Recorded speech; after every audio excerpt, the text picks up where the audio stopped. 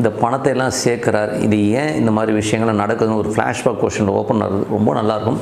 அது ஒரு பெரியார் கருத்துக்களை சொல்கிறது, ஒரு பெரிய மனுஷன் போர்வேலை எவன்லாம் என்னென்ன பண்ணிகிட்ருக்கான், இவனுங்களெல்லாம் எப்படி ஒடுக்குறதுங்கிற மாதிரி விஷயங்கள்லாம் ரொம்ப அற்புதமாக இருக்கும்.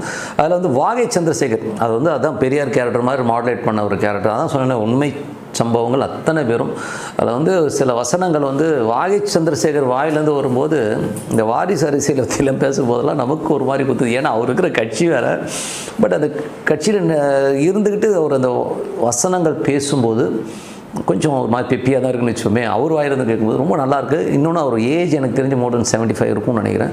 பட் அந்த ஃபிசிக் சூப்பராக இருக்குது. இன்றைக்கும் வாகை சந்திரசேகர் பார்க்கும்போது எல்லாமே ஆகும். அந்த ஃபிசிக் ரொம்ப நல்லா மெயின்டைன் பண்ணியிருக்கார். அதில் வந்து அந்த காட்சி, அந்த வாகை சந்திரசேகரோட கேரக்டரைசேஷன் ரொம்ப சூப்பராக இருக்கும். ஸோ எல்லாமே வந்து ரொம்ப அட்டகாசமான விஷயங்கள். அதுக்கப்புறம் விஜய் ஆண்டனி பின்னி எடுத்துருக்கார். ஒவ்வொரு ஃப்ரேம்லேயுமே அவ்வளோ சூப்பராக இருக்கும். அதில் வந்து மியூசிக்கும் விஜய் ஆண்டனி, ப்ரொடக்ஷன் விஜய் ஆண்டனி தான். மியூசிக்லாம் ஒவ்வொரு சீனும் தெரிக்குங்க. படத்தில் வந்து ஒவ்வொரு சீனுமே வந்து அவ்வளோ அட்டகாசமாக போகும். ஃப்ரேம் பை ஃப்ரேம் நீங்கள் வந்து அடுத்தது என்னங்கிற ஒரு கேள்விக்குறியோட தான் படம் வருது. இதில் வந்து நம்ம விவேக் கூடவே இருக்கிற செல்முருகன் நடிச்சிருக்கார். செல்முருகன் வந்து ஒரு பெரிய வாய்ப்புங்க. ரொம்ப நாளாக வந்து அவர் வந்து யாரும் யூஸ் பண்ணாமல் இருந்து இப்போ விஜய் ஆண்டனி கொண்டாந்து செம கேரக்டருங்க. கிட்டத்தட்ட வந்து கூடவே ட்ராவல் ஆவார். ஸோ அவருடைய கேரக்டரைசேஷனும் ரொம்ப சூப்பராக இருக்கும். ஸோ இதில் வந்து பார்த்திங்கன்னா இந்த வில்லனாக நடித்தவர் அவர் வந்து நிறைய அட்டகாசம்.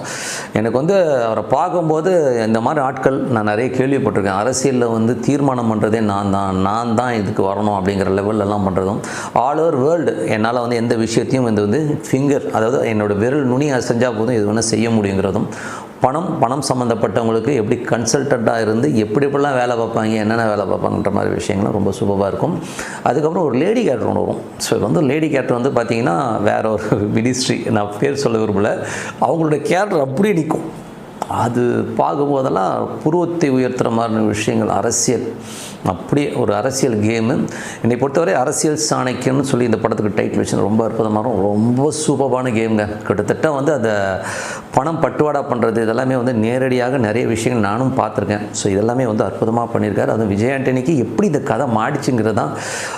இது வந்து நம்ம அருவின்னு ஒரு படம் எடுத்த டேரக்டர் தான் இதை பண்ணியிருக்காரு. ஸோ அருண் பிரபு சூப்பரான ஒரு டைரக்ஷன். ஒவ்வொரு சீனுமே அட்டகாசமாக இருக்கும். எனக்கு தெரிஞ்சு ஆல் ஓவர் ரொம்ப நாளைக்கு அப்புறம் ஒரு டிஃப்ரெண்ட்டான ஒரு சூப்பரான ஃபிலிம்.